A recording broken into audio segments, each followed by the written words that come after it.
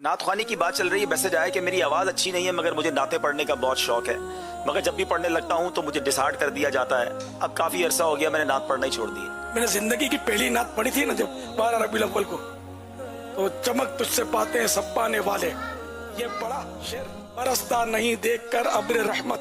یہ پتہ نہیں یہ پورا پڑھ پایا نہیں پڑھا، میری آواز بھی ایسی ہی تھی، یوں پھسلا کے باں پکڑ کے میرے کو دھٹا دیا تھا۔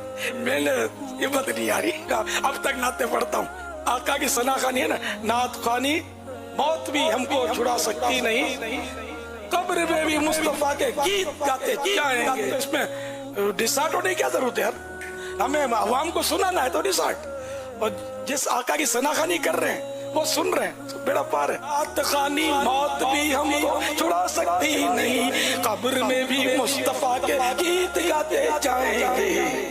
مجھے مرحوم اسماعیل بمبئی کے تھے، وہ مدینہ شریف میں برسوں سے رہتے تھے، ان کی عمارت وغیرہ لیتے اس میں کرائے پر حاجیوں کو رکھتے تھے، عمرے والوں کو۔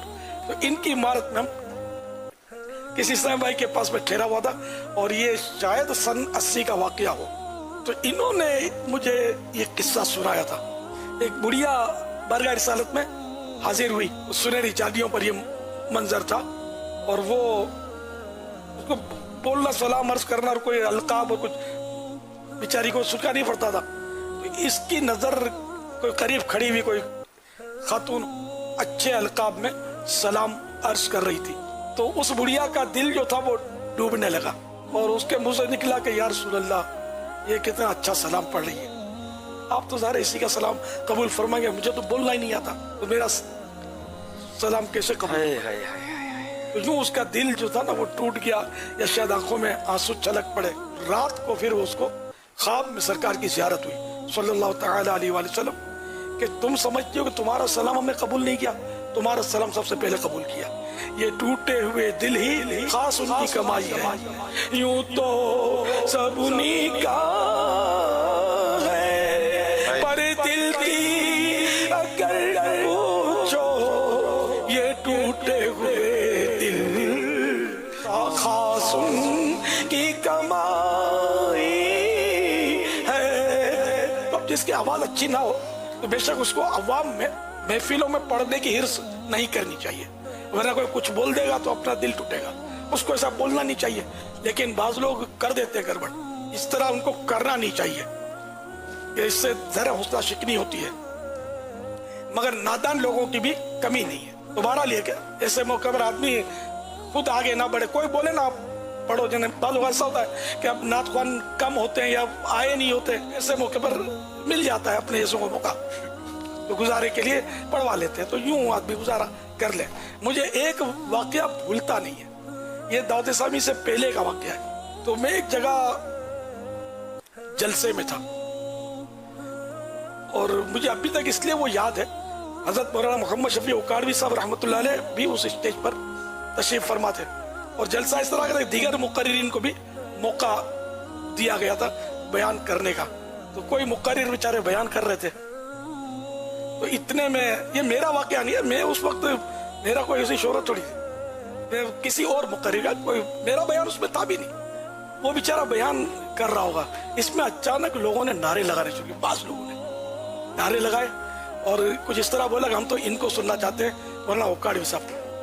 اب آپ بتائیں کہ جو بیچارے مقرر بیان فرما رہے تھے، ان کا دل کتنا ٹوٹا ہوگا، مجھے ابھی تک ان پر رحم آتا ہے۔ مجھے یہ پتا نہیں کہ وہ کون سے مقرر، شکل نام سب بھول گیا ہوں میں، لیکن اندرونی نظر پہ رحم کی کیفیت اب جیسے یاد آیا تو پیدا ہوئی کہ ان پر گزری کیا ہوگی۔ تو یہ کیا ان لوگوں نے جو کیا، ان نادانوں نے بہت برا کیا، بہت ہی برا کیا، ایسا نہیں کہنا چاہیے، کہ کسی کا دل توڑنا بہت ہی خطرناک معاملہ ہے۔ کیا پتا یہی مقرر جو عالم، ان کا دل ٹوٹ گیا، اور جنہوں نے ایسا کیا ان کا بیڑا اللہ نہ کرے ہو گیا، تو اس لیے وہ کبھی بھی حیثیت کو، تو کوئی نعت خوان کیسی اس کی آواز ہو، ثنا خوانی کس کی کر رہا ہے، یہ دیکھیں آپ، کو کوئی بھی ایسا انداز ہمارا نہیں ہونا چاہیے، نہ بوریت کے آثار ہوں، نہ جان جان کے گھڑی دیکھیں اور اشارے کریں، اس کے پاؤں پہ ہاتھ لگاتے ہیں لوگ، بعض وقت چٹھی پکڑا دیتے ہیں۔ کہہ رہے کیا آپ نے بہت درمیانی ایک بات فرمائی کہ ایسے مطلب اس کو عوام میں پڑھنا نہیں چاہیے، پڑھنا نہیں چاہیے، ٹھیک ہے۔ اب وہ نہیں اس کو یہ نہیں یاد رہا جو آپ نے فرمایا, اور بھول وہ کھا گیا, وہ ہے اب نہیں جا رہا, جا نہیں رہا. اور نہ اچھا اس جو بیٹھے ہیں ان کو آپ کی بات یاد آ رہی ہے کہ یار بولو نہیں کچھ بھی, تو اب کیا کریں؟ صبر. اچھا اور حل تو نہیں ہے نا, بعض کا تو ملتا بھی موقع مشکل سے ہے نا, تب 2-3 نعتیں تو پڑھی. میں نے پھر یہ گناہ بہت ہوتا, مائک نہیں چھوڑتا, پھٹے ہوئے ڈھول جیسی آواز ہے نا, سر نکالتا ہے اور تال کرتا ہے, وہ آواز تو پڑی آتی ہے اس کی, ایک جان نہیں چھوڑتا ہے, لوگ اٹھ کے جا رہے لے, ہٹتا ہی نہیں ہے. ایک چیز سے تو چلو آپ نے جو فرما یہ دیا, سب گناہ, یہ تقریباً گناہوں کی باتیں ہیں, ایسا کرنا نہیں ہے. آپ نے جیسے فرما دیا نا, ہو سکتا ہے یہ چلو کوئی کر بھی لے بھائی, اب اس کو نہیں بولو, اور اسے مائک پر آ گئے نا, اب منع کیا ہے, قفل مدینہ, ٹھیک ہے, لیکن اس کو نہیں بولیں گے. لیکن جو ابھی آپ نے فوراً آپس میں بولیں گے نا, نہیں نہیں یار بولنا نہیں, اس کو کچھ نہیں بولنا, اس کو کچھ نہ بولنا کر کے جو آپس میں بولیں گے نا, نہ بولنے والا وہ یہ قیمتیں ہو رہی ہوں گی. آواز کی پھٹے ہوئے ڈھول جیسی آواز ہے, وہ مائک نہیں. منع کیا تھا ہمیں تو منع کیا کہ آپ اس کو بولنا نہیں, کیا اس کو یاد نہیں ہے کہ منع کیا تھا کہ تجھے مائک پر نہیں آ. یہ میرا مشورہ ہے, ایسے نہیں آنا چاہیے. یہ مشورہ سب کی سمجھ میں آتا ہوا, میں سرکار کی بارگاہ میں ثنا خوانی مائک کی محتاج ہے کیا, اور یہ جلسے کی محتاج ہے کیا, واہ واہ سبحان اللہ کے نعروں کی محتاج ہے. دل میں ہو یاد تیری گوشہ تنہائی, پھر تو خلوت میں عجب انجمن آرائی. خلوت میں تنہائی, دل میں ہو یاد تیری گوشہ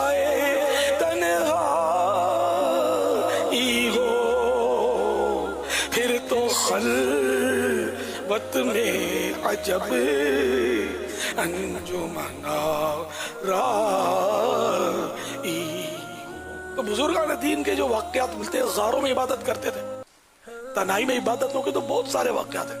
ہم لوگوں کو عبادت تو سب کے سامنے سوچتی ہے, کوئی نہ دیکھتا ہو تو کچھ بھی نہیں. ہاں اکیلے میں عبادت کرنا اس وقت مزہ دے گا جب کیمرے کی آنکھ سلامت رہے, یہ ہمیں دیکھ رہی ہو, تو پھر سب کچھ سوچے گا. ہماری تو بہت بری حالت ہو گئی ہے, کیمرے نے تو ہم کو امتحان میں ڈال دیا. یعنی جو کیمرے میں آتے ہیں اس کی باتیں, بہت سو کو تو مایوسی ہوتی ہے, کیمرے میں کوئی گھسنے نہیں دیتا, اس کا ذہن بن جاتا ہے کہ اپنا کام نہیں ہے. سخت ترین امتحان میں مبتلا رہتا ہے. یہ اخلاص اس کو لانا جو ہے نا, جو ہے شیر لانے کے مترادف ہے. جو ہے شیر لانے کے مترادف مانے پہاڑ میں سے دودھ کی نہر نکالنے کی طرح ہے.